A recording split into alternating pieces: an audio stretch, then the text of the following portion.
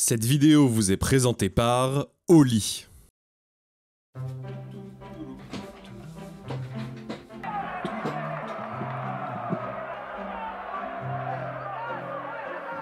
Et un énorme crochet du gauche l'envoie au tapis. Oh là là, quel magnifique KO! Certainement le combat de l'année.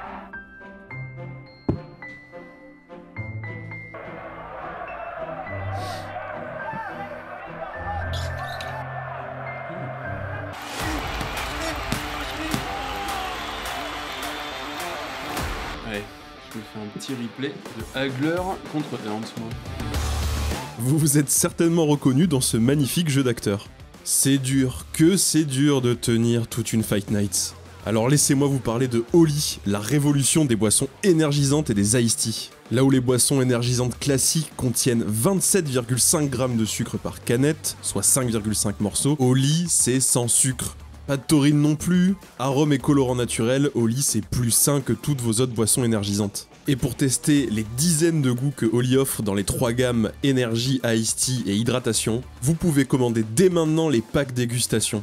Et j'ai une bonne nouvelle pour vous, grâce au code FightMind5, vous pouvez profiter de 5 € de réduction sur les premières commandes, et grâce au code FightMind, c'est 10% de réduction sur toutes les commandes suivantes. Les liens sont dans la description. Salut tout le monde et bienvenue dans cette nouvelle vidéo preview box anglaise sur Fight Minds. Enfin, la carte qu'on attendait comme des dingues avec Kabir, qu'on vous tease depuis longtemps. Depuis vraiment longtemps et on va pouvoir en parler de façon extensive. Vous avez vu évidemment à l'instant le jeu d'acteur qui va certainement me valoir un Oscar. Et peut-être tous les prix sur la prochaine saison des prix. Ne soyez pas surpris si vous me voyez aux Golden Globes et compagnie avec toute la clique, avec les Brad Pitt et Tutti Quanti. Évidemment, Oli, on est content que Oli rejoigne l'aventure. Moi, ça fait des années que je travaille avec Oli, donc si je continue à travailler avec eux sur tous les projets que je fais, c'est pas pour rien. Vous avez vu, donc je vais pas vous refaire tout le laïus puisque vous venez de voir normalement dans le petit skit qu'on vous a mis en intro. Juste pour rappeler, 5% de réduction, 5 € de réduction, pardon, avec le code FightMinds5 et 10% de réduction avec le code FightMinds. Les liens, de toute façon, sont tous dans la description. Si vous cliquez sur le lien, la réduction s'applique automatiquement. Et puis voilà, vous avez compris un peu, boisson sans sucre. Il y a aussi les thés. Moi, j'avoue qu'à chaque fois que vous me voyez boire du Oli depuis quelques temps, c'est du thé parce que il est hyper rafraîchissant. Team thé citron miel, moi, ça c'est le. Il y a le sucre à la pêche qui est fou, ouais, celui à la framboise, enfin, il y a le coffre. Moi, je suis sous pêche, là, parce que c'est l'été. Ouais, voilà. Je kiffe, mais j'avoue, citron miel aussi, c'est du lourd. Et c'est vrai, ils nous ont fait kiffer, ils nous ont accompagnés pendant notre petit séjour en Thaïlande. Merci à Oli, d'ailleurs, de nous avoir filé des échantillons. J'ai pu partager avec les Thaïs et aussi, ils ont kiffé. Et je pense que Dylan, il vous enverra quelques extraits des Thaïlandais qui kiffent le Oli. C'est vrai, c'est dans la boîte aussi, je vais vous envoyer ça. On est évidemment très heureux, merci à Oli, d'accompagner le projet parce que ça va nous permettre de développer d'autres trucs, d'autres formats, notamment les formats un peu vidéo histoire, vidéo, tous ces trucs-là, l'histoire de la boxe, les vidéos sur Mohamed Ali, Joe Frazier par exemple, tous ces trucs-là, ça va nous permettre en fait de passer plus de temps sur les vidéos puisque ça fait une entrée d'argent. Vous, ça vous fait des réductions et honnêtement, essayez. Pour ceux qui me connaissent pas d'avant Fight Minds, tout ce que je fais en placement de produits depuis toujours, j'essaye pendant longtemps, avant les placements de produits. Là, ça a été le cas pour Oli. Kabir a essayé, Chris a essayé. Ça fait 2 mois qu'on essaie, qu'ils essaient du moins, pour être sûr que ça leur va, pour être sûr de pas vous vendre de la merde, parce que c'est aussi rester en rester en accord avec les valeurs de Fight Minds. Donc vraiment. Merci Oli, boisson sans sucre, tout ça, donc c'est cool. En plus, si vous faites des sèches, si vous avez besoin d'être au poids et que ça vous manque de pas boire un petit truc sucré, eh ben c'est une solution. Sur ce, je ferai pas l'intro à chaque fois. Hein, désolé, c'est comme c'est nouveau, c'est la première vidéo qui lance le partenariat avec Oli, mais promis, je vous prendrai pas la tête à chaque fois comme ça. Bon, ceci étant dit, maintenant rentrons dans le vif du sujet. Let's go, en avant Guingamp, la première carte hors Arabie Saoudite de la Riyadh Season. Donc, évidemment, ils ont pas fait les choses à moitié. Vous commencez à connaître nos amis saoudiens. Qui dit Riyadh Season dit non seulement énorme main event et en général, voire même retour de combattants qu'on n'a pas vu depuis un moment et qui attendaient d'avoir des gros chèques pour revenir. Mais surtout dit énorme carte. Il laisse rien au hasard, les Saoudiens. Vous commencez à vous habituer, je pense. Alors, la carte se compose comme suit. Martin Bakole contre Jared Anderson. Ensuite, Antonio Moran contre Andy Cruz. Radivoj Kalajic contre David Morel. José Valenzuela contre Isaac Pitbull Cruz. Jarrell Miller contre Andy Ruiz. Israël Madrimov contre Terence Crawford. Rien que ça, c'est absolument fou. Il y a des monstres, des stars à tous les étages. Et on va commencer direct, sans plus tarder. On va aller dans le sens de l'ouverture de la carte. L'ouverture de la carte, c'est Martin Bakole contre Jared Anderson. Voilà. C'est un main event dans n'importe quel autre événement aux États-Unis, en Angleterre. Si c'est pas Riyadh Season, c'est un main event. Exactement, ça commence avec du lourd dans tous les sens du terme. Et je me permets de prendre la parole parce que Martin Bakole, ceux qui me suivent sur les réseaux, ils savent que je fais un peu sa propagande. En fait, c'est un combattant déjà adorable en dehors du ring, mais aussi sur le ring, il est ultra dangereux. Poids lourd, physique atypique parce qu'il est quand même plutôt petit et plutôt large. On va pas se mentir, une petite surcharge pondérale, effectivement, il est pas athlétique. Alors, je crois qu'il est grand, Martin Bakole, non? Bah, il est grand, mais petit par rapport 1,98. 1,98, mais chez les poids lourds, quand même, il est dans cette ère-là avec, Et surtout qu'effectivement, il est tellement large que ça fait illusion. Ouais, ça fait tank, c'est un monstre, Ouais. Mais, effectivement, ouais, c'est un gros et un beau bébé. Et qui a arraché pas mal de beaux noms dans son palmarès. Et justement, là récemment, cette semaine, justement pour faire la promotion de son dernier fight, on montrait sa dernière performance face au Carlos Takam qu'on adore, mais effectivement qui a été stoppé net à la 4e reprise sur un arrêt de l'arbitre. Donc, effectivement, tu vois, se dire qu'il arrive à finir aussi rapidement des adversaires de l'Accabi de Carlos Takam, ça en dit long sur son niveau. Et en fait, pour résumer un peu simplement sa position et son style, c'est qu'en fait, c'est un boxeur qui est dur, qui est un peu une épine dans cette catégorie des poids lourds et qui est pas forcément mise en avant parce qu'en fait, on sait que c'est un bourbier à affronter. Donc, en fait, personne forcément veut le prendre. Et donc, il se retrouve un peu bloqué dans cette division. Et là, en fait, en l'occurrence, on lui met un Jared Anderson qui est un sérieux prospect chez les poids lourds. Qui est classé Ring. Ouais, qui est classé Ring Magazine. Et c'est l'occasion pour Martin Bakole de rentrer dans le classement Ring, parce que la dernière fois, quand on a fait notre état de la catégorie poids lourd, on disait qu'effectivement, c'était pas un scandale, mais pas loin quand même que Martin Bakole soit pas dans le top 10 de Ring. Et là, typiquement, Joe Joyce a perdu, il était top 8. Là, il combat Martin Bakole contre Jared Anderson, qui est classé. Il y a un monde où Martin Bakole rentre dans le classement Ring Magazine et rentre, suivant comment le combat se déroule contre Jared Anderson, il rentre vraiment dans le classement Ring Magazine. Oui, clairement. Et ça, c'est important. Comme on se le disait, quand on faisait l'état de la catégorie des poids lourds, on se disait que dans les grands absents, il y avait Martin Bakole, effectivement, qui méritait au moins un minimum un top 10, voire un top 9. Ouais, c'est clair. Et là, il prend Jared Anderson. Jared Anderson, il me semble, quand on échangeait là-dessus, on se disait que c'est vrai que lui, il n'avait pas eu énormément d'adversité, même s'il est invaincu, c'est stylé, 17 victoires, 15 KO, c'est propre. Oui, il a 24 ans, enfin voilà. À 24 ans, c'est un super parcours, on retire en rien ça. Bien sûr. En revanche, pour le niveau et surtout les ambitions qu'il se donne, pour l'instant, il n'est pas tombé sur un vrai lézard. Pour info, le dernier qu'il a affronté, c'était Riyad Meri. Donc Riyad Meri, un nom qui est quand même connu pour la plupart, parce que c'est aussi celui qui a battu Tony Yoka il y a quelques... Et il a battu Riyad Meri, donc effectivement, qui lui-même a battu Tony Yoka, donc c'est vrai que ça place un peu exactement, ça permet de le placer bien pour sûr. vous dire que voilà, c'est pas non plus quelqu'un qui prend des chèvres ou quoi, mais c'est quelqu'un qui en fait est classé dans le Ring Magazine, donc qui fait partie d'après un panel d'experts des 10 meilleurs poids lourds actuels, mais qui pour l'instant n'a pas forcément affronté les meilleurs des meilleurs. Donc, il a battu Charles Martin par exemple, mais un Charles Martin qui est quand même en fin de carrière très largement, et il n'a même pas réussi à le mettre KO, il le bat à la décision. Bon, ça dit quelque chose aussi sur Jared Anderson, je pense, parce que pas réussir à mettre KO Riyad Meri à la limite, bon, pourquoi pas, parce qu'il est en pleine bourre et qui est on l'a vu contre Tony Yoka, qui est un excellent boxeur et qui est dur au mal en plus. Mais effectivement, pas réussir à mettre KO Charles Martin. Alors, il a gagné tous les rounds, hein. Bon, voilà, la question se pose pas. Il en a peut-être perdu un dans la bataille, mais quand même. Bon, Jared Anderson. En fait, les questions qui se posent sur Jared Anderson. D'ailleurs, vous pouvez trouver les extraits, je pense, sur les réseaux sociaux. Il y a eu un petit accrochage avec Eddie Hearn. donc le promoteur Matchroom et le promoteur d'Israël Madrimov en l'occurrence sur ce combat, qui expliquait, qui disait à Jared Anderson, écoute, on va voir ce que tu vaux en fait là. Ouais.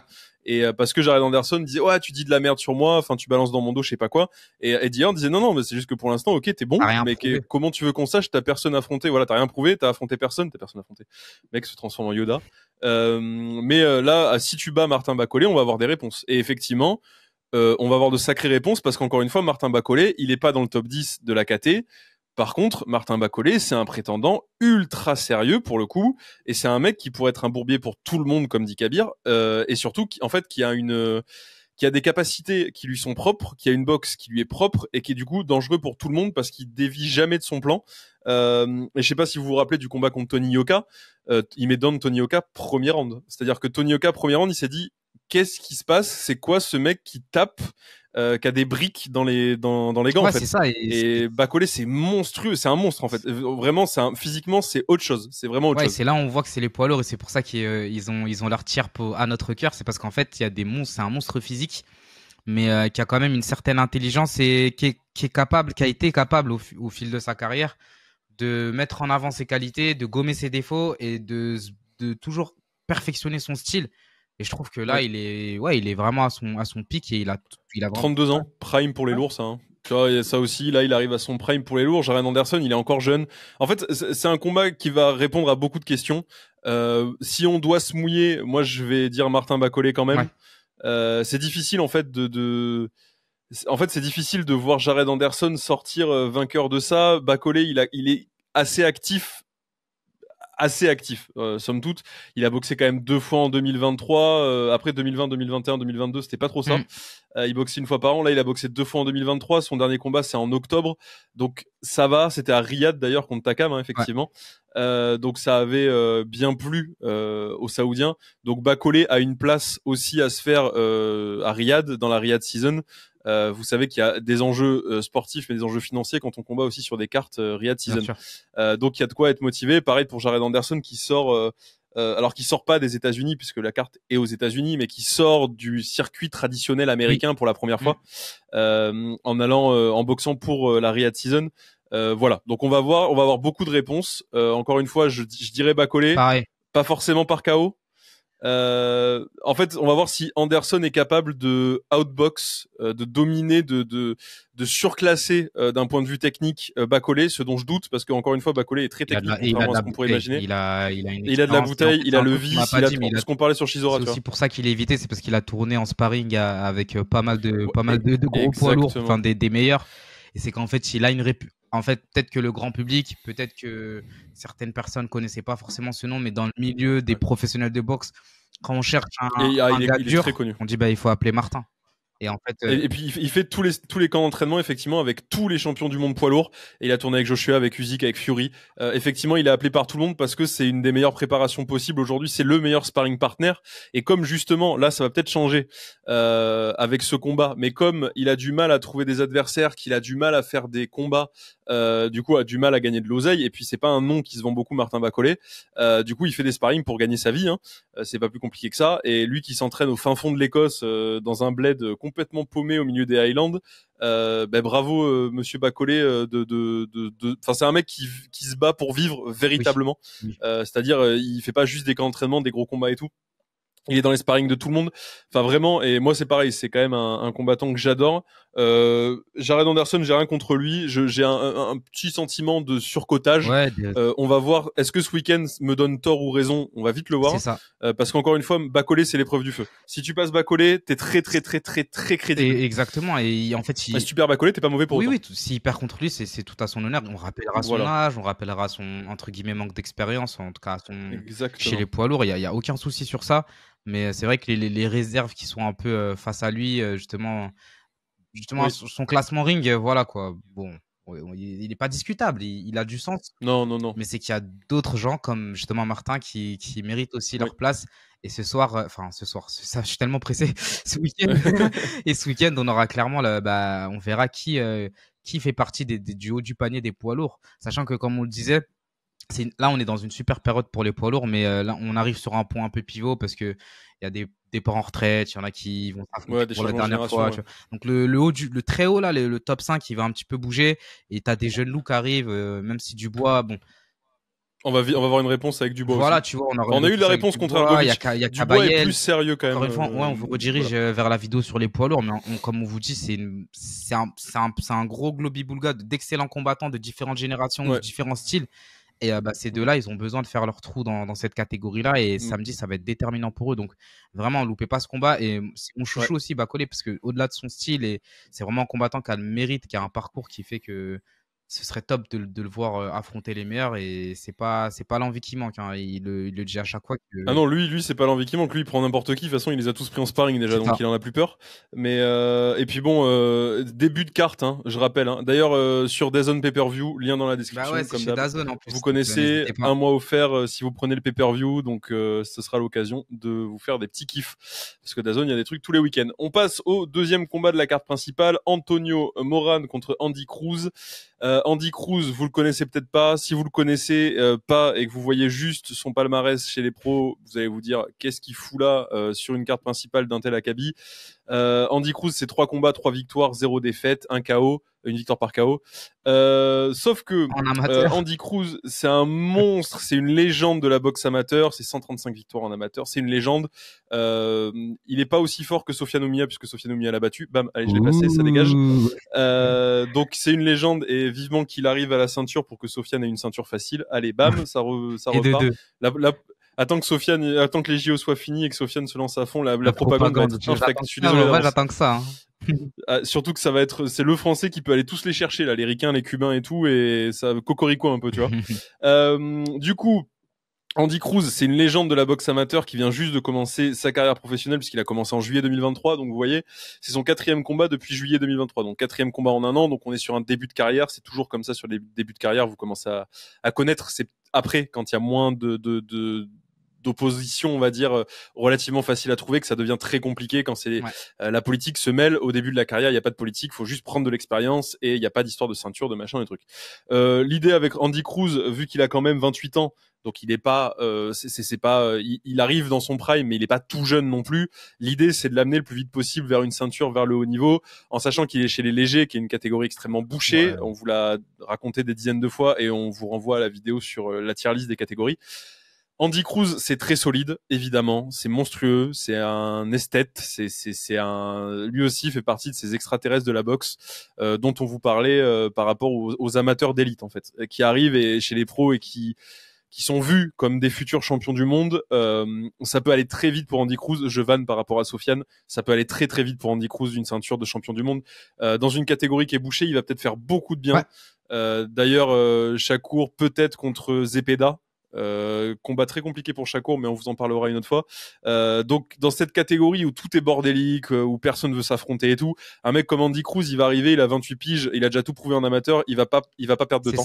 Il va pas perdre de temps à faire des combats de préparation. Il va arriver, il va dire à Gervonta et tout, les gars, je vous prends quand vous voulez, c'est bon, on arrête les conneries. Ça va aller tout droit et c'est intéressant que tu parles aussi de Sofiane Oumia et de tout le palmarès amateur, parce qu'il y a un certain Keishon Davis qui a fait son trou lui chez les poids légers assez rapidement, qui a 11-0 et en fait il a boxé et qui est en train de devenir une superstar déjà. Ouais, c'est déjà une star, tu vois. Il est déjà dans le top niveau 7e classé The Ring, et donc lui il a perdu 2-3 fois contre Andy Cruz, donc il y a déjà un narratif qui est prêt. Donc en fait ça veut dire que mais oui, c'est ça. Là, en fait ils vont faire monter Andy Cruz 2-3 fights, et puis il va prendre Keishon qui est en vrai il est dans le très haut du panier des poids légers, comme tu disais, c'est un peu bouché, mais en gros c'est le top niveau.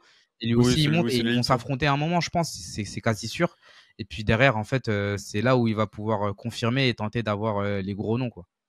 Ouais, et puis en fait, il y a vraiment des narratifs qui se créent effectivement sur cette génération-là de super poids légers, là, d'élite. Donc effectivement, Andy Cruz, Keishon Davis, Sofiane Oumia, Teofimo Lopez, etc. Il y a vraiment, ils se sont croisés en championnat du monde, aux Jeux Olympiques, etc. Donc ils se connaissent là, ils se connaissent bien tous, et ils ont tous un passif les uns avec les autres. Donc il y a beaucoup de choses à raconter. Ça va être hyper intéressant. J'avoue que Antonio Moran, c'est une opposition très solide pour un 4e combat pro. Mais là, dans l'idée du matchmaking, il va servir de faire valoir quand même. Je suis désolé de le dire comme ça. Sa dernière défaite, c'était contre Jermaine Ortiz, donc en septembre 2023. Jermaine Ortiz, c'est très solide, évidemment, mais c'est peut-être pas du niveau d'Andy Cruz, même avec plus d'expérience. C'est quand même pas encore Andy Cruz, Jermaine Ortiz. Ouais. Donc, je pense que c'est une belle opposition. Franchement, c'est canon, par contre. C'est un combat pour moi qui va nous mener à la décision. Andy Cruz va dérouler sa boxe, je pense. C'est en 10 rounds. C'est pareil, normalement à ton 4e combat, tu fais pas forcément des 10 rounds dans la vraie vie, mais quand t'es à ce niveau-là de boxe, évidemment que tu passes direct aux 10 rounds. Je pense que ça va être pas une balade de santé, parce qu'il faut pas dire ça, mais c'est un combat qui continue à aider Andy Cruz à se développer dans la boxe pro, à prendre ses repères chez les pros. Ça devrait être un combat relativement facile pour Andy Cruz, même si évidemment on se méfie des Mexicains. Sauf upset, c'est ça en fait. Voilà, sauf upset. La carte japonaise, bon. Justement. Oui. Donc, on peut être surpris, et surtout les Sud-Américains encore une fois. Mais après, bon, Andy Cruz c'est un Cubain, voilà. Il a aussi, enfin voilà, c'est l'excellence de la boxe amateur. Enfin, Andy Cruz c'est fou, et ça va être un super combat. Et du coup, si vous connaissez pas Andy Cruz, c'est vraiment le moment de le découvrir, parce qu'en plus c'est une carte Riyadh Season, et encore une fois, vous savez les enjeux qu'il y a derrière. Si tu te places à Riyadh Season, c'est pareil. Il y a beau avoir de la politique, WBC, WBA, WBO, IBF et tout, vous pouvez être sûr que s'il fait une prestation de fou, il va vite être dans les petits papiers pour combattre pour une ceinture. Voilà, ça va aller très très vite derrière, puisque Riyadh Season, les Saoudiens arrivent à faire ce que les fédérations n'arrivent pas. Ils arrivent à tout débloquer avec des chèques magiques. Incroyable, la vie des Donald. Et un Cubain extraordinaire, avec une carrière amateur de dingue, en chasse un autre. David Morel, qui sera donc 10 victoires, 9 par KO, qui sera donc opposé à Radivoj Kalajic, qui lui est en 29 victoires, 2 défaites, 21 KO dans ses 29 victoires, qui a pas affronté une énorme opposition depuis Arthur Beterbiev, parce qu'il a quand même affronté Arthur Beterbiev, il avait perdu par KO au 5e round, donc il a quand même l'expérience des grands moments, surtout que c'était pour la ceinture IBF, donc il a quand même déjà combattu pour un titre mondial, ce qui est pas rien. Et là c'est un autre titre en jeu, là c'est la WBA qui était... C'est la WBA qui est vacante, c'est la WBA World. Alors la WBA World, c'est juste en dessous de la WBA Super. Promis, la vidéo. J'ai une date de sortie à vous donner, mais alors j'avais dit le 1er août, désolé, il y a eu des contretemps, c'est le 1er septembre. World Super, vous comprendrez tout. La WBA World, donc c'est l'équivalent d'un titre intérimaire WBA. Voilà, on va dire ça comme ça. Donc c'est quand même une ceinture, c'est quand même une façon de devenir l'intérimaire du champion Undisputed du combat du 12 octobre entre Beterbiev et Bivol, sachant que le mandatory actuel c'est Benavidez. Donc si post-combat Benavidez, je sais pas quelle est la rotation, mais je crois que la WBA c'est pour bientôt dans la rotation des mi-lourds. Donc potentiellement, ce serait un WBA title eliminator. Faut voir ça comme ça. Voilà, c'est donc Morel, Morel c'est monstrueux, c'est le gaucher cubain par excellence. En plus 77 kilos, donc des mecs qui frappent, en plus d'être ultra techniques. Gaucher, vous commencez à comprendre tout ça, que les gauchers ça peut être la merde un peu à combattre. Suivant. Là, en plus, on est dans les gauchers d'élite et pareil, carrière amateur extensive, immense combattant. Moi, David Morel, j'aime vraiment beaucoup. Et justement, il y a un narratif qui se pousse autour de David Morel à chaque fois sur le côté. Pareil, il a pas eu les plus grosses oppositions pour l'instant, mais on sait quand même ce qu'il vaut. On sait ce que ça vaut. Voilà, David Morel. Donc, on a quand même, on a déjà des réponses. On en attend plus pour se prononcer définitivement, mais on a déjà des réponses. On sait qu'il est monstrueux. Il y a vraiment le narratif de dire David Morel contre Benavidez, David Morel contre Beterbiev, contre Bivol. Et ça fait un petit moment qu'il y a ça. Quand ça avait été annulé, Beterbiev, Bivol, il y a plein de gens qui espéraient voir David Morel monter en short notice. Enfin, c'est vraiment c'est un des prospects, même si là il est en 10-0 et qu'il combat pour un titre, c'est un des prospects très sérieux de la catégorie. Il est monté super vite et même jusqu'à maintenant il était classé, il est 2e chez The Ring en super moyen, c'est pour ça aussi. Exactement. Vu que c'est bouché, c'est aussi pour ça que... Ça parlait de Canelo, voilà, ça parlait de Canelo Morel aussi beaucoup. En fait, mais effectivement, dans la caté des super moyens, t'avais Canelo. Chez The Ring, c'est Canelo, Mbidi, et après c'est Morel. C'est ça, exactement. Pour vous situer, pour vous dire, donc ça reste du sérieux quoi. Ah oui, c'est très À très 10 très combats, sérieux hein, et avec 10 justement combats, Canelo l'a ouais, évité. Hein, parce avec que 10 voilà. combats, on met ton nom à côté de Canelo, à côté Ah, de. c'est fou. Donc, ça en dit long sur le bonhomme. Et C'est fou. surtout, comme tu disais, stylistiquement, c'est un combattant qui est épineux, dans le sens où Oui. un gaucher qui gère super bien sa distance, qui est ultra chirurgical, avec un palmarès amateur énorme. Donc ça fait Ouais, que, ouais, ouais. forcément, là, c'est une bonne galère et ça va être un très très beau combat. Kalashnik est un peu plus grand. Il y a 6 cm d'écart, donc ça, c'est un truc qui peut jouer. Il y a pareil, mais sauf qu'il y a plus d'allonge chez Morel. Donc vous voyez, tout est un peu, toutes les cartes sont un peu rebattues sur un combat comme ça. Mais effectivement, normalement, pareil. J'ai envie même de dire Morel par Ouais, KO. pareil, moi je vois pas le combat arriver à son terme. Je pense que Morel. 7, 6, 7, 8, tu vois. Enfin, deuxième moitié de combat, pas au 10e, pas au 12, enfin, surtout pas au 12e. Je vois bien début de deuxième moitié de combat, 6, 7, 8, KO pour Morel. Ouais. Voilà. Pareil, KO Morel. Partirait un peu là-dessus. Peut-être même un peu plus tôt. Peut-être même un peu plus tôt, mais okay. ouais, KO Morel 5 ou KO Morel 5. Si je devais me mouiller. Bah, let's go. De toute façon, on s'attend à un combat explosif, ça c'est sûr et certain. Ça, c'est la seule chose qui est sûre. Ensuite, on passe à Isaac Cruz Pitbull contre José Valenzuela. Pareil, Isaac Cruz, je sais pas, enfin, si vous le connaissez, vous savez déjà que lui, c'est pareil, c'est un épouvantail dans la catégorie des super légers. Il est champion de WBA World, donc pareil, c'est pas la WBA Super, il est champion intérimaire WBA si vous préférez, si ça vous paraît plus simple, parce que oui, c'est extrêmement bordélique.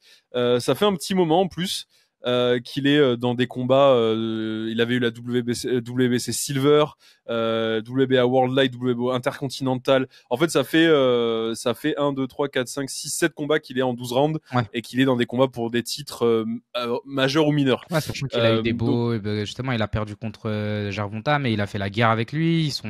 Il a battu Romero. Il a battu Romero récemment. Et effectivement, il a perdu contre Gervonta, mais il a été à la décision avec Gervonta, c'est quand même à noter. Il a fait une guerre. Voilà. Il a fait une guerre. Et c'était en 2021. Il avait 23 ans, je crois, en 2021. Donc bon. C'est dingue, ouais. Et il a fait une guerre. C'est le plus beau combat. Enfin, c'est le combat le plus difficile qu'ait eu Gervonta pour l'instant dans sa carrière. Il a battu Rolando. Enfin, il a quand même effectivement un palmarès. Francisco Vargas aussi. Il a quand même un gros palmarès. Justement sur DAZN qui a perdu, effectivement, qui a fait quand même un excellent fight. Oui, c'est vrai. Ramirez et tout. Putain, c'est vrai qu'il a un palmarès quand même. Ouais, il est peut-être jeune, mais il a quand même pas mal de bouteilles et surtout dans les noms qu'il a affrontés, il a affronté vraiment le top niveau. Donc ça, il a battu pas mal d'invaincus. En plus, c'est ce qui est quand même à noter. Enfin, il a battu beaucoup de mecs il a pris le zéro de beaucoup de gars en fait. Ce qui est assez impressionnant. Lui, il est en 26-2, 26 victoires, 18 KO. José Valenzuela, il est en 13-2, 13 victoires, 9 KO. C'est pas, alors Valenzuela, attention, hein, c'est un très bon combattant, on lui manque absolument pas de respect, mais là on n'est pas du tout dans la même catégorie, dans la même strate, dans la même classe. Ça devrait être non, c'est pas une balade de santé, mais ça devrait être vraiment pas un combat compliqué moi, je vois pareil, Cruz. Une opposition unilatérale, tout simplement. KO première moitié. Pas le même niveau d'expérience. Vraiment en termes de on n'a pas fait le calcul, mais je pense que si tu prends les palmarès cumulés des adversaires de Cruz et le palmarès cumulé des adversaires de Valenzuela, c'est flagrant. C'est incomparable. La différence d'opposition qu'ils ont eu. Ouais, c'est clair. Et typiquement là, son Valenzuela, ça va être son deuxième 12 rounds. Comme tu disais juste avant, Isaac Cruz, ça fait plus de 3 ans qu'il fait que des 12 rounds. Et il a commencé avec justement des Gervonta. Donc j'ai envie de dire sur, tu vois, ça, c'est pas la même expérience. Après, encore une fois, c'est des boxeurs sud-am. Il y a jamais vraiment ça peut partir sur une guerre nucléaire et à la fin. Oui, c'est clair. Donc, c'est clair. C'est clair. Faut toujours se méfier de Valenzuela qui effectivement est né au Mexique. Hein. Donc faut s'en méfier. Il va être annoncé comme américain, mais il est vraiment né au Mexique. C'est vraiment un produit de la boxe mexicaine. Mais bon, Cruz, qui est mexicain aussi. Hein, mais Cruz, je le vois très au-dessus et je le vois au-dessus de beaucoup de monde dans la catégorie. Un combat contre Devin Haney serait pas délirant, par exemple, pour avoir des réponses définitives un peu sur qui est le patron des super light. Voilà, chez les super légers, je pense. Pour moi, Cruz peut revendiquer une place de top 1 de la catégorie chez les super légers. Ce serait même cool ce serait une belle perspective d'avoir un duel Cruz-Lopez tu vois, dans cette caté-là, pour une Effectivement. unification. Et derrière, pourquoi pas essayer de gratter. Ouais, après, il y a Eni et tout. Enfin, il y a de quoi faire aussi chez les super légers. Ça commence un peu avec les mecs, justement, des légers qui sont montés, avec les Cruz, avec les Lopez, avec les Eni et tout. Commence à y avoir de quoi faire, là. On passe au co-main event. Alors, le retour de Andy, le Destroyer Ruiz, qui combat contre Jarrell Big Baby Miller. Alors, d'ailleurs, il y a 2 Big Baby. Hein. Il y a Real Big Baby et Big Baby sur la carte. D'ailleurs, Jared Anderson et Jared Anderson et Jarrell Miller. Même les prénoms sont sans meubles. Il y a Anguille sous roche. Bon alors, je vais commencer par Miller. Miller, si vous le connaissez pas, vous l'avez peut-être vu sur une carte récemment en Arabie Saoudite. Il a perdu par KO au toute dernière seconde de la 10e reprise contre Daniel Dubois, qui était le combat de rebond de Daniel Dubois après sa défaite contre Alexander Usyk. Jarrell Miller, si vous le connaissez vraiment pas, il est surtout connu pour son trash talk et pour ses nombreuses condamnations pour usage de stéroïdes. Il y a eu sa carrière avant de se faire choper, il y a eu sa carrière après. Avant de se faire choper, il cassait la gueule à tout le monde. Il avait un cardio de fou, même en faisant 140 kilos. Armoire à glace, ce que tu veux. Ouais, et depuis qu'il est beaucoup plus contrôlé, c'est un peu moins musclé, un peu plus gras, et ça a un peu moins de cardio et ça tape un peu moins fort. Donc il y a eu une petite dégringolade post tout ça, et surtout qu'il y a eu cet événement majeur et qui va me permettre une transition toute faite vers Andy Ruiz. Jarrell Miller devait affronter Anthony Joshua à l'époque pour son premier combat à Anthony Joshua aux États-Unis, hors Angleterre, au Madison Square Garden. 2 semaines avant le combat, Jarrell Miller se fait choper pour abus de stéroïdes. Donc, au lieu d'annuler le combat, Eddie Hearn décide d'appeler en short notice un certain Andy Ruiz. Andy Ruiz arrive en short notice. Je crois que c'est un des plus gros écarts de l'histoire de la boxe depuis peut-être Tyson contre Buster Douglas à Tokyo. C'était chez les bookmakers en termes de cotes, c'était absolument flagrant, c'était n'importe quoi, parce que déjà c'était l'époque du top d'Anthony Joshua, hein, c'est juste après sa victoire contre Vladimir Klitschko, c'est l'époque où Joshua était sur le toit du monde, il venait d'unifier 3 ceintures, on le voyait aller chercher Wilder, c'est pour ça d'ailleurs ce combat c'était un combat aux États-Unis pour prévoir un combat aux États-Unis à Vegas contre Wilder. Anthony Joshua paraissait invincible, hein, vraiment à cette époque. Il prenait des downs, il se relevait. Il commence à avoir un palmarès vraiment vénère. C'était le meilleur poids lourd du monde à cet instant-là. Ouais. Et Andy Ruiz était un très bon boxeur, mais c'était le petit gros. C'était Eric Cartman qui monte sur le ring et qui sait pas trop. Enfin, les gens savent pas. Et en plus, il monte sans camp d'entraînement. Ça fait beaucoup. Vous connaissez la suite, Andy Ruiz s'impose par KO et devient champion du monde unifié. Incroyable. Voilà. Scénario à la Rocky, il faut dire. Scénario à la Rocky, vraiment. Andy Ruiz a un peu trop fêté sa victoire, donc il est retombé dans ses travers. Là, sur le 2e combat, sur la revanche, il y a encore moins eu de camp d'entraînement, il faut le faire quand même, que sur un short notice. Il y a eu moins d'entraînement et plus de kebab et de tacos, hein, de son propre aveu, hein, c'est pas voilà, et de bibine. Donc la fête, ça a été la fête pendant des mois, ce qu'on peut comprendre aussi, hein, vraiment pas jugement de valeur du tout. Et il y a beaucoup de poids lourds qui le font, ça en plus. Et donc bon voilà, Andy Ruiz a complètement craqué, il est arrivé hors de forme complètement. Joshua est arrivé avec un game plan tout à fait différent. Andy Ruiz, il est petit, hein, il fait 1m88, donc il est petit pour la catégorie. Joshua l'a tenu à distance tout le long avec un jab, combat infect, vraiment, combat horrible à regarder en tant que spectateur, mais le combat qu'il fallait faire pour récupérer les ceintures, hein, les combats stratégiques, ça existe et c'est tout à l'honneur des boxeurs aussi. Ouais, le but à la fin, c'est quand même de gagner. Donc surtout quand il y a des enjeux économiques comme ça. C'était le premier combat en Arabie Saoudite aussi à Jeddah. Clash on the Dunes.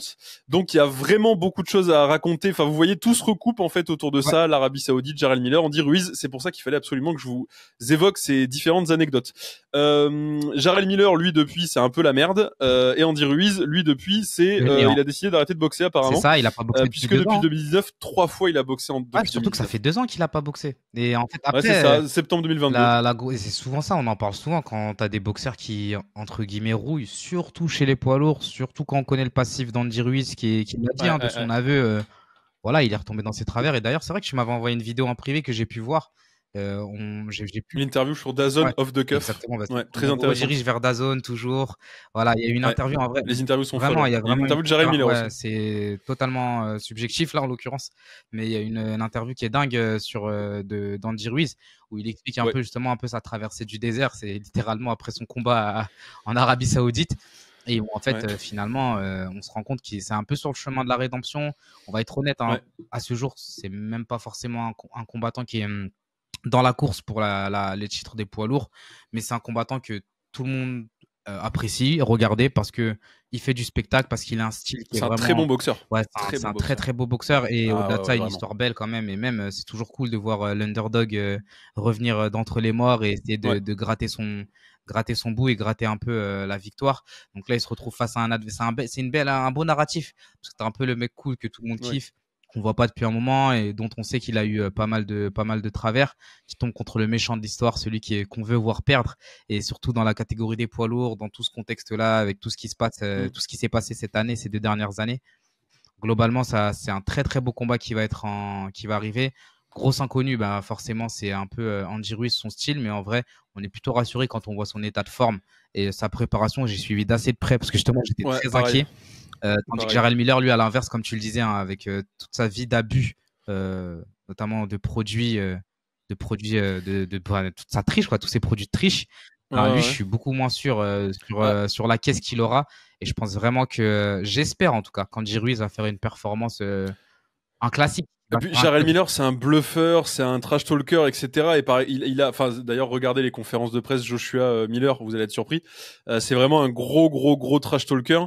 Et c'est aussi un bluffeur. Et là, par exemple, sur l'une des interviews off the cuff, il explique aussi pareil qu'il a perdu 40 ou 50 livres depuis son combat contre Dubois. Alors Dubois, il arrivait extrêmement hors de forme, mais là, du coup, j'ai vu les photos officielles. Il est pas 50 livres de moins que le combat contre Dubois. Wow. Je pense que Miller, il va faire du Miller, sauf que parce que Miller, en fait, son style de combat, c'est il avance. Parce que comme il est lourd, il boxe pas en reculant. Comme il est plus lourd que ses adversaires, il avance et en fait, il t'appuie dessus. Il donne même pas de coup forcément. Juste, il t'appuie dessus et en fait, il gagne. Il met la pression par sa présence, par son physique. C'est ce qu'il fait, c'est ce qu'il a toujours fait. C'est pas d'aujourd'hui. Sauf que maintenant, effectivement, il donne moins de coups parce qu'en plus, sans les stéroïdes, faut les bouger les 150 kilos. Donc voilà. Et il combat donc contre un Andy Ruiz qui ne boxe pas en reculant, par contre qui est un extraordinaire counter-puncher. Et qui est très mobile. C'est un contreur de génie. Vraiment, Andy Ruiz, trop sous-estimé parce que pareil, les gens s'imaginent des trucs à cause de son physique, mais comme pour Fury à une époque et tout, Andy Ruiz, c'est un contreur de génie et c'est un technicien hors norme, vraiment. On le dit pas assez. Il a la vitesse de main qu'il a. D'ailleurs, son combat contre Joseph Parker, parce qu'il a 2 défaites, Andy Ruiz, une contre Joshua, une contre Parker, donc c'est pareil. Excusez du peu quand même. C'est contre l'élite de l'élite, contre le mec qui actuellement est classé 3e de la catégorie, 4e si on compte le champion. Et contre le gars qui est classé 2e de la catégorie, pareil 3e si on compte pas le champion. Donc il est tombé contre des mecs qui étaient immenses, dont une victoire contre Anthony Joshua et contre le Anthony Joshua, c'est-à-dire que Andy Ruiz, il a fait dérailler Anthony Joshua. C'est-à-dire que tout le Anthony Joshua, pendant 2 ans, 3 ans après qu'il se pète un peu la gueule, et là maintenant on parle de renouveau d'Anthony Joshua, c'est après le combat contre Ruiz. Ruiz a fait dérailler Joshua avec sa boxe très différente. Il a fait dérailler la machine ultra bien huilée et de haute précision qui était Joshua à ce moment-là. Andy Ruiz, c'est un excellent combattant. Vous basez pas ni sur son physique ni sur son inactivité. La réponse, effectivement, je suis entièrement d'accord avec Kabir. La réponse qu'on va avoir, c'est est-ce que l'inactivité d'Andy Ruiz va lui coûter une performance? Parce que si Andy Ruiz arrive à son top, il est très au-dessus de Jared Miller. Ça va aller pour moi, il y a aucun débat. Et moi, j'y crois. Honnêtement, comme moi aussi, il s'est beaucoup préparé pour revenir. Parce que j'ai eu beaucoup de soucis pour lui à me dire il prend pas que l'argent. Et en fait, c'est là où on se rend compte, parce que je suis quand même depuis un moment. C'est fight et tout, et c'est un amoureux de la boxe. Je pense que c'est un amoureux de la vie en général, et que justement quand ça a trop bien marché la boxe, il a kiffé la vie, peut-être à ses excès, ça s'est mal passé pour lui. Il s'y attendait pas en plus, il était pas du tout en route pour combattre pour un titre. Enfin, je veux dire, le mec 2 semaines avant, il allait combattre contre un mec qui était classé peut-être 50e. Enfin, c'est fou ce qui s'est passé. Il combat contre Anthony Joshua, en plus ça fait de toi une superstar. Anthony Joshua, on parle pas de n'importe qui là. On parle quand même du visage de la boxe, surtout à cette époque. On parle au moins d'un des visages de la boxe. Anthony Joshua, c'est une superstar. Combattre contre Anthony Joshua au Madison Square Garden, qui est quand même l'arène mythique, hein, l'arène de Ali Frazier. Enfin, vraiment, c'était fou, et il a pris une direction. Et puis pareil, c'était le petit gros qui était bisuté à l'école et tout. Enfin, il y a plein de trucs à raconter autour d'Andy Ruiz. Moi, je crois fort aussi en son retour. Il s'est vraiment préparé. Il a fait des camps. Il a été sérieux. Il a travaillé dur. Voilà. Et en fait, c'est là où c'est pour ça que je l'aime beaucoup, parce que c'est un amoureux de la boxe, en fait. Exactement. En fait, il a travaillé très sérieusement ce combat. Et là, en fait, je pense que ça. Moi, je suis optimiste et je suis même confiant pour un classique. Pour moi, il va plier un classique. Il va même finir au 6-7e. J'aimerais bien qu'il finisse avant la. Après, Miller, il est tellement lourd qu'il est dur à finir, mais j'aimerais bien aussi, par contre, parce qu'en plus, Miller, j'ai beaucoup de mal avec la personne, mais ça, c'est personnel, mais alors que Andy Ruiz est très sympathique. Voilà, il est plus sympathique, du moins. Donc, on verra. Je vois Jarrell Miller, lui, je le vois être là pour un chèque. Je vois avoir repris sa carrière post-stéroïde pour un chèque. Voilà, je pense qu'il fera rien. Comme il n'a rien fait contre Dubois, il a mis 2-3 jolis headshots contre Dubois et ça s'est arrêté là. Je vois à peu près pareil contre Andy Ruiz, où Ruiz va être trop fort pour lui et va le contrer et va l'empêcher de faire tout ce qu'il veut. Et Ruiz va imposer sa boxe. Et tant mieux, parce que Ruiz a une plus belle boxe en plus que Miller. Donc j'y crois. Même si son dernier combat contre Ortiz, c'est vrai, avait peut-être été un peu décevant à Ruiz, mais bon. Ortiz, on sait aussi pareil, c'est un bourbier pour tout le monde. Hein. Donc même à 77 ans là, c'est qu'il fait chier tout le monde, lui, Ortiz. Jusqu'au bout. Ouais, jusqu'au bout, lui, il est dur au mal. Ortiz, il a les longs segments et tout. Enfin, pareil. C'est celui qui avait donné les combats les plus compliqués à Wilder aussi, avant Fury. Hein. On passe au main event. Ah là là, attends. Et là, le retour d'un de mes 3 combattants préférés actuellement, je vous le dis. Donc c'est Israil Madrimov, qui est pas un des combattants préférés, que j'aime beaucoup, mais c'est pas de lui dont je vais parler, qui est l'Ouzbek, champion du monde WBA des super welter, qui affrontera Terence Bud Crawford. Et regardez ça. Waouh, la grande classe, trop stylé. C'est le dernier Ring Magazine qu'ils ont édité. Je sais pas ce qu'ils foutent depuis. Même pour le Ring of Fire, ils ont pas fait d'édition papier de Ring Magazine. C'est le dernier qu'ils ont édité. Ils avaient fait des dossiers de fous et tout. Terence Bud Crawford, un des trois là, un des trois extraterrestres, pound for pound, voilà, Inoue, Crawford, Usyk. Vous les classez comme vous voulez, dans l'ordre que vous voulez.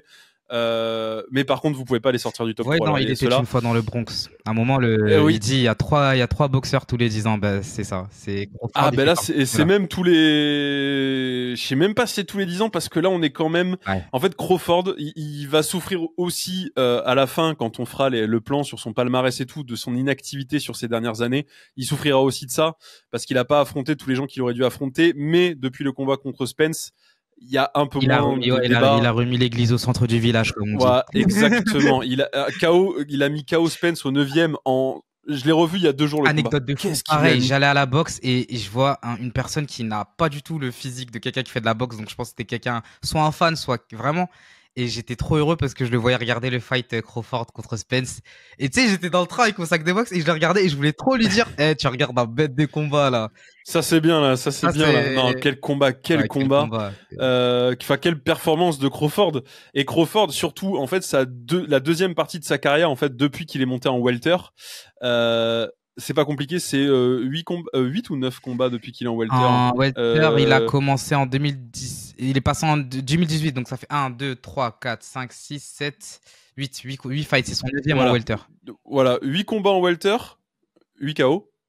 8 combats pour des titres de champion du monde. Voilà, ça vous parle ou Il en faut plus. Voilà, c'est déjà juste ça. Il a battu Spence, qui était dans le top pound for pound, ce qui est pas anodin non plus. Et puis voilà, Spence qui était quand même considéré comme un monstre de la KT. On les mettait au même niveau. Et en fait, c'est ça qui est fou. Oui, c'est ça, on les mettait au même niveau. On vous enjoint à regarder. On sait que c'était un 50-50. Le truc, c'est que quand le combat arrivait, on était trop contents parce qu'on les mettait au même niveau. On les a mis au même niveau. Et en fait, c'était du 50-50 sur le papier. Parce qu'on se disait, attends, au-delà des palmarès, même le style, tu dis, bon, Spence, ultra intelligent, Crawford, il a les mains lourdes, mais il est aussi intelligent, ça va être une partie d'échec. Et tout le monde avait 2 craintes. Soit ça allait être un combat chiant, parce que tous les deux avaient le même niveau, qu'ils allaient s'éviter ou pas. Pas du tout, dès le début, ils se sont rentrés dedans. Crawford, il a rapidement dominé le combat. Et en fait, il a tellement dépassé le niveau de Spence qu'on pourrait croire que quelqu'un qui connaît pas Spence, Il se dit, mais il était naze. Que Spence était un tocard, vraiment. En fait, c'est là où et c'est comme pour ça, bon, on rigolait en disant il a remis l'église au centre du village, mais il a vraiment fait une performance de fou parce que pour faire passer pour montrer qu'on a 3 galaxies d'écart avec le deuxième meilleur, c'est quand même dingue. C'est pas anodin du tout. Et il a 36 ans, Crawford, et en fait on a l'impression qu'il se bonifie avec l'âge parce que sa performance contre Spence c'est peut-être la meilleure performance de sa carrière, ce qui est fou. Et on parlait d'Usyk aussi, qui a 38 ans, l'âge peut-être la meilleure performance de sa carrière contre Tyson Fury.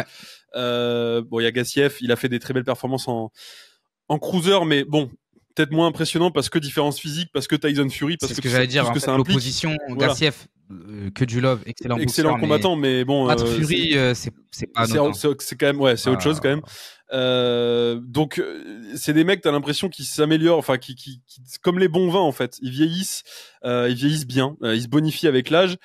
Terence Crawford fait vraiment partie de cette caste-là de combattants, combat undisputed dans 2 catégories distinctes. Le premier à avoir réalisé ça sous l'ère des 4 ceintures.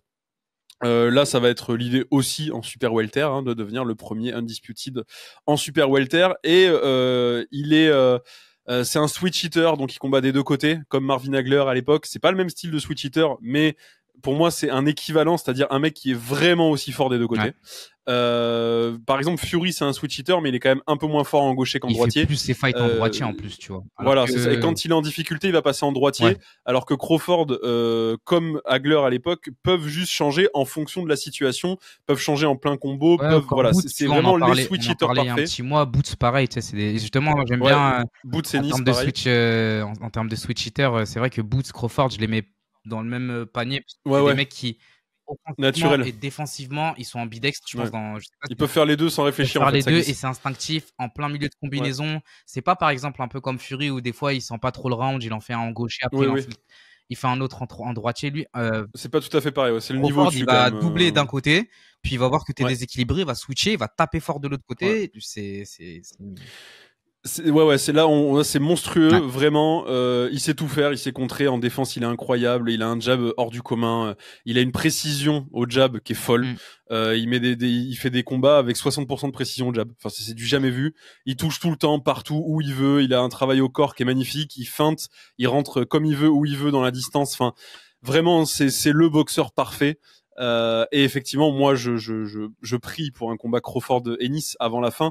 Crawford-Canelo me fait moins rêver. Par contre, c'est le méga fight, hein, c'est-à-dire que si Crawford-Canelo se fait, autant vous dire qu'on vous fera une preview de dingue et autant vous dire qu'on sera les premiers à être comme des branques dans notre canapé. Hein. Mais je suis plus excité par Crawford-Boots que par Crawford-Canelo. Oui. Même si Crawford-Canelo est difficile à call parce que la différence physique peut faire que. Mais il combat contre Israil Madrimov. Donc on va quand même parler un peu de son adversaire parce que c'est déjà c'est pas un faire-valoir, c'est lui le champion du monde de la catégorie. Là c'est Crawford le challenger. Déjà, on va pas oublier ça. C'est Crawford le challenger. C'est son 2e combat Israil Madrimov sur la Riyadh Season. L'arrivée de Terence Crawford de Riyadh Season, c'est très très bon, ça je vous le dis, hein. C'est très très très très bon parce que ce soit Canelo, que ce soit Boots, peu importe qui c'est le prochain combat, il peut se faire dans 6 mois. Voilà. Ça va faire bouger. On attendra plus 1 an et demi avant de voir Crawford. Crawford qui boxe peu, on pourrait le voir tous les ans là, avant la fin. Non, tu peux pas passer. Moi, j'en peux plus de passer 1 an et demi sans voir Crawford. Là, c'était il y a 1 an et qu'il a pas boxé. Je veux le voir plus souvent. C'est un cadeau pour les amateurs de boxe. C'est du miel. On veut le voir plus souvent. Donc Israil Madrimov, qui a gagné la ceinture contre Kurbanov lors de son dernier combat, qui a gagné par KO au 5e round contre un mec, Kurbanov, c'était très solide, qui était en 5-0, donc voilà, en 25-0 pardon, qui était en 25-0, Madrimov était en 9-0, bon, et il gagne par KO au 5e round. Madrimov, c'est très sérieux, c'est peut-être, c'est franchement. Avec Ortiz, peut-être. Allez, avec Ortiz, c'est le mec le plus sérieux de la KT pour moi, le mec le plus dangereux. Pour moi, il y a Ortiz et lui. Pour moi, c'est vraiment le top 2 de la KT. Donc Crawford a pas pris la ceinture la plus facile à aller chercher, clairement pas. Il a pris une vraie ceinture difficile, un vrai combat difficile dans une vraie catégorie difficile avec un top 4 qui est vraiment bien vénère, qui bouge pas parce que voilà, il y a un des frères Charlot, donc vous commencez à connaître. Le combat donc sera pour la ceinture WBA, sera aussi pour la ceinture WBO intérimaire. Voilà. Et pour un title shot, c'est un title eliminator WBC. Ouais. Donc c'est la ceinture. En fait, ce combat, c'est un combat de pré-unification. C'est-à-dire celui qui gagne ce combat aura le droit d'unifier derrière. Le prochain combat, que ce soit de Madrimov ou de Crawford, le prochain combat du vainqueur sera un combat d'unification, quoi qu'il arrive. Donc voilà, Madrimov, c'est très solide, c'est très technique, c'est très puissant. Et il a beaucoup de puissance. C'est très puissant, attention. Il y avait les fights contre Soro qu'on salue. Et justement, il y en a eu le deuxième, bon, on va pas trop le compter, c'était une salade un peu, ça c'est finito avec une coupe. Mais le premier où justement il a réussi à mettre à faire arrêter Soro, c'est un combat où tu t'es rendu compte que, quand tu suis un peu les boxeurs qu'il affronte, il tape vraiment très très fort, il a énormément de puissance et surtout en fait il impose un rythme assez difficile à suivre pour ses adversaires. Il a une bonne manière de couper le ring. Après, encore une fois, Crawford, on vous le survend vraiment pas, c'est un alien, donc c'est pour ça que je me dis que bon. Est-ce que en fait, c'est comme les combats de Usyk, c'est comme les combats d'Inoue et tout, à part quand ils sont contre quelqu'un qu'on estime de leur calibre, et ça a été le cas pour Spence, par exemple, vous voyez bien. On a vu la performance contre Spence et on s'est dit, putain, ouais, d'accord, ok, Crawford, il est ailleurs. Et Inoue, c'est pareil. Inoue, en fait, à chaque fois qu'on s'est dit, peut-être que, je pense à Fulton, par exemple, combat contre Fulton, mais il le pulvérise. Et du coup, c'est difficile maintenant. Et Usyk, il y avait Usyk Fury. Voilà. C'est pour ça que, bon, parenthèse, mais Beterbiev Bivol aussi, je suis très curieux de voir. Parce que c'est un vrai 50-50 et ça se trouve ça sera pas du tout. C'est des faux 50-50, t'as tout dit en fait. C'est des combats peut-être que l'un ou l'autre. Et en plus le truc qui est dingue c'est que c'est l'un ou l'autre. C'est-à-dire que ça se trouve ça va être. C'est tu jettes une pièce, c'est dur, c'est trop dingue et c'est dur à scorer. Mais en tout cas là pour celui-là je vais mouiller. Pour moi c'est Crawford qui gagnera. J'aimerais bien un KO comme ça fait que ça fait presque 10 ans qu'il fait que des KO. Un beau KO mais peut-être pas au début, sur la fin, KO 8ème pour Crawford. Ouais, moi je dirais KO 10. Okay. Israël Madrimov, pas facile à mettre KO, attention. J'imagine, c'est Crawford. Les Ouzbeks là. Mais en fait le truc c'est que Crawford il est tellement parfait en contre par exemple que tu sais qu'il peut, de n'importe quel endroit dans le ring, à n'importe quel moment, même quand on est en train de lui mettre la pression, je vous invite, encore une fois, il a raison Kabir, à regarder Spence contre Crawford. Le combat est dispo gratuitement sur Amazon Prime. Et il y a aussi, si vous voulez voir les images, etc., il y a Boxing Academy, qu'on salue, qui a fait un magnifique flashback sur l'événement qui était Spence contre Crawford. Donc, allez-y, gavez-vous là, jusqu'à samedi, jusqu'à la nuit de samedi, gavez-vous de tout ce qui parle de Crawford, etc., parce que vraiment, vous comprendrez peut-être un peu mieux, même son parcours de vie, enfant battu, machin et tout, la relation qu'il a avec sa mère, tout ça.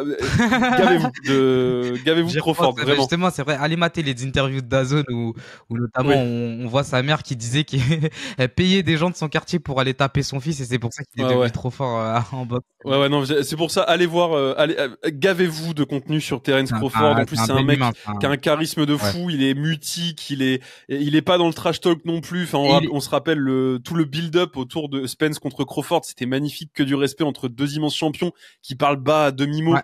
Enfin, c'est tout ce qu'on aime dans la boxe, en fait. C'est un immense boxeur, c'est un grand monsieur. Et il est marrant, en plus. Là, ce matin, je voyais une vidéo avec un ami à lui, au parc d'attractions où ils sont potes, ils tombent dans les pommes à côté de lui, il est mort ça, c'est un mec. Il est très complet, en plus. Dans le ring. C'est un bon gars. C'est un bon gars. Un esthète et un artiste, c'est magnifique de le voir boxer. Ouais. En dehors, c'est un mec cool. Et c'est le champion qui poncède, c'est le pound for pound numéro 1. Donc, comme tu dis, Dylan, en fait, vous pouvez le mettre dans n'importe quel ordre des 3 premiers, c'est des aliens.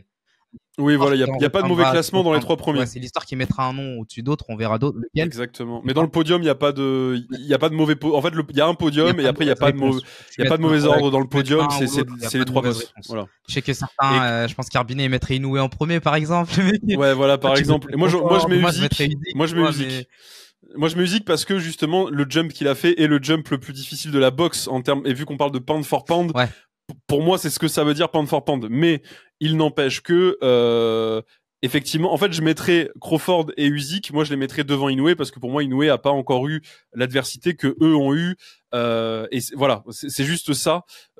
Du coup, il a prouvé parce qu'il a battu des champions du monde dans tous les sens et qu'il a été undisputed et qu'il a il détruit tout le monde et qu'il a vraiment pas il a pas de vis-à-vis. Mais en fait, Crawford, Usyk, les vis-à-vis qu'ils ont eu, ils les ont défoncés. Donc tu te dis bon bah voilà, ok. Crawford qui est après par contre c'est vraiment un de mes boxeurs préférés. Crawford je le mettrai pas premier de mon pound for pound. Par contre effectivement Usyk, Crawford sont je pense aujourd'hui mes 2 boxeurs préférés en termes de style de boxe, de qualité de boxe et des humains qu'ils sont en dehors du ring en plus. Je pense que vraiment pour moi c'est c'est la crème de la crème. Je dis ça avec un t-shirt, un débardeur de Tyson Fury, mais bon, vraiment c'est la crème de la crème pour moi et je suis surexcité par cette carte, surexcité à l'idée de revoir Crawford. C'est pas possible qu'il combatte une fois par an. Faut que Turquie accélère les choses là. Il peut pas combattre une fois par an. Je pas, faut le dire. Oui, il lui reste 2 ans peut-être à fond. Bon, ces combattants-là, il lui reste 3-4 combats. Ils sont assez intelligents pour pas faire le combat de trop. Donc à mon avis, en gros, il va chercher l'unification de cette KT et puis peut-être s'arrêter. Je le vois pas aller encore plus haut, mais bon, voilà quoi. En gros, et je te jure, il me tarde tellement ce combat. Et parce que vraiment, par contre, c'est pareil, hein, on va avoir des réponses parce que Crawford qui continue de monter de catégorie, parce que là, il monte encore, c'est pas lui le champion. Est-ce que sa puissance qu'il avait chez les welter, est-ce que ça va continuer chez les super welter? Parce que du coup, si chez les super welter ça continue, contre le mec peut-être le plus solide de la catégorie en plus, physiquement, tu te dis, ah, bah alors en fait, c'est vrai qu'il y a peut-être un monde où chez les middleweight, ça marche. Tu vois, mais il y a peut-être un monde. C'est ça le problème. Et Ah oui, non, mais je sais, mais de toute façon, ce sera pas middle, ce sera super middle, parce que s'il monte aussi haut, ce sera pour aller chercher Canelo pour le money fight. Il va pas monter chez les middle. Mais tu te dis, ah, ben si ça continue, et parce que lui, c'est pareil, plus il prend du poids, parce qu'en welter, c'est là où il était le plus fort physiquement, tous les KO qu'il a mis, mais il cut quand même. Donc, est-ce que en super welter, justement, sa puissance et surtout son sens du timing et de la précision, parce que c'est pas que de la puissance la boxe, vous imaginez bien, sinon tous les bodybuilders pourraient être champions du monde. C'est juste, c'est tout un ensemble de choses, c'est de la vitesse, de la technique, de la puissance, du transfert de poids, de la précision. Crawford, il a absolument tout. Donc, si Crawford décide de mettre KO au 9e round, il met KO au 9e round. Et c'est pour ça que si ça se transmet contre Madrimov, et c'est sans sous-estimer Madrimov, mais juste que Crawford, et si Madrimov gagne, faudra rendre, on rendra ses fleurs à Madrimov. Et Madrimov, il a les armes pour faire l'upset. Exactement. Et mais bon, Crawford. Mais je préfère voir Crawford gagner. Ouais, et puis je le vois pas perdre d'ici la fin de sa carrière. Moi, Crawford, c'est des gars comme ça, comme musique, que tu vois finir en 0 maintenant, ou comme Inoue. Effectivement, les 3 en haut là. Donc, on espère des beaux combats. Ça, c'est une chose qui est sûre. On espère que vous avez kiffé la présentation de la carte. On a fait long, parce que c'est 1 heure, mais on a essayé de garder quand même assez concis, parce que si on avait fait 40 minutes par combat, comme on aurait aimé, ça aurait été irregardable, je pense, surtout que il faut la regarder d'ici samedi, la vidéo, pour être à jour. Vraiment surexcité par cette carte qui va commencer sur les coups de 2 heures du matin. Sur DAZN. DAZN Pay-Per-View, les liens sont dans la description, vous commencez à connaître. Merci Oli de commencer à sponsoriser le contenu boxe anglaise. Pareil, si jamais, si vous êtes encore là au bout de 55 minutes, si vous voulez essayer, il y a des packs dégustation pour essayer, commander des packs dégustation. Vous allez voir, moi je suis sûr que vous allez être satisfait. Si vous êtes plutôt boisson hydratation pour le sport, thé glacé, ou plutôt boissons énergisantes, encore une fois, ça remplace un peu le café, ça remplace toutes les boissons sucrées qu'on peut boire, ça remplace vraiment l'Ice Tea, vraiment, parce que les thés glacés sont canons, il y a plus de goût que chez Ice Tea, en plus il y a un paquet de goût, et ils sont tous vraiment canons, et vous trouverez, voilà, moi le citron miel, je le dégomme. Moi, là, en Thaïlande, ça m'a pas mal aidé, en plus, parenthèse, c'est vrai qu'en Thaïlande, il y a pas beaucoup d'eau minérale. Et donc, c'est souvent des eaux pures, des eaux à boire dans lesquelles il n'y a ni minéraux, ni électrolytes. Enfin, il n'y a rien qui te permet de vraiment récupérer de la perf. Et donc, je vous avoue que le petit shaker de Oli pendant la perf, ça m'a bien aidé. Ouais, il y a les vitamines en plus. Et c'est vrai qu'il y a plein de vraiment top. Et c'est un produit, encore une fois, qu'on vous présente parce qu'on vous recommande, parce qu'on l'utilise au quotidien. Et merci à eux de nous faire confiance. Et puis, on espère que vous allez kiffer. Oui, on vous fera pas de placement de produits juste pour vous faire des placements de produits.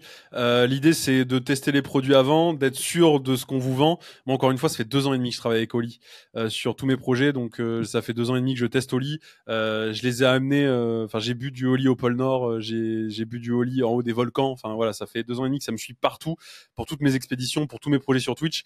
Donc vraiment, on est sûr de ce qu'on vous vend, et ce sera toujours le cas quand on vous fera des placements de produits. On aura testé avant, on vous vendra pas un produit qu'on connaît pas, qu'on n'a pas accepté. Voilà. D'ailleurs, on a refusé des trucs, pour être tout à fait franc, qui marchaient pas avec notre mindset, qui marchaient pas avec nos valeurs, ou voilà, ça marchait pas, et qu'on voulait pas vous vendre en n'y croyant pas au produit. Donc sachez qu'on refuse des trucs, et que à chaque fois qu'on vous proposera un truc, c'est vraiment qu'on est sûr de nous, on n'essaye pas vous de la mettre à l'envers. Nous, on essaye aussi de financer la chaîne au maximum, parce que ça nous permet de faire plus de contenu, de faire du contenu un peu plus ambitieux aussi, de se déplacer, d'aller faire du contenu sur place, de vous faire des vidéos longues sur l'histoire de la boxe, sur des trucs, sur machin. Donc voilà, on sera aussi très transparent. Si vous avez des questions à poser, des trucs à dire en commentaire, dites-le. On sera toujours très transparent là-dessus. Moi, je trouve que justement dans le monde des placements de produits, il y a un peu trop de non-dits, il y a un peu trop de trucs un peu chelous qui font que les gens ont perdu confiance. On sera toujours transparent et on sera toujours voilà à 100% honnête avec vous et avec nous-mêmes honnêtement. Pour l'instant, on n'a pas eu de soucis. Encore une fois, on refuse, on a rien fait contre notre gré. Ouais. Peu importe, c'est pas une histoire d'argent, c'est une histoire de passion. Surtout que la boxe a pas besoin de ça. Hein. La boxe déjà repart de loin. De toute façon, on mange pas avec la boxe. On va pas essayer de vous la mettre tout ça. Ouais. Non, c'est ça. On a fait des centaines de kilomètres pour un sandwich au thon et des cocards. Donc bon, c'est pas maintenant. Exactement. C'est ça. Manger, hein. Voilà, c'est ça. Heureusement qu'il y a d'autres trucs à côté, donc c'est pas l'idée. L'idée, c'est juste de financer la chaîne pour pouvoir vous proposer du contenu vraiment de plus en plus ambitieux et qualitatif. Merci à tous d'avoir suivi cette vidéo d'une heure. J'espère qu'on vous a encore accompagné en faisant la vaisselle, en pliant le linge, en faisant la bouffe, en couchant les gosses, peu importe. J'espère qu'on vous a accompagné. Merci beaucoup Kabir de nous avoir apporté tes lumières comme d'hab. Ça va être extraordinaire samedi. J'espère que vous êtes prêts. Préparez-vous un petit oli, une petite assiette de ce que vous aimez bouffer, et puis let's go en avant. En attendant, prenez soin de vous. Des bisous tout le monde. Ciao, bye bye. Ciao.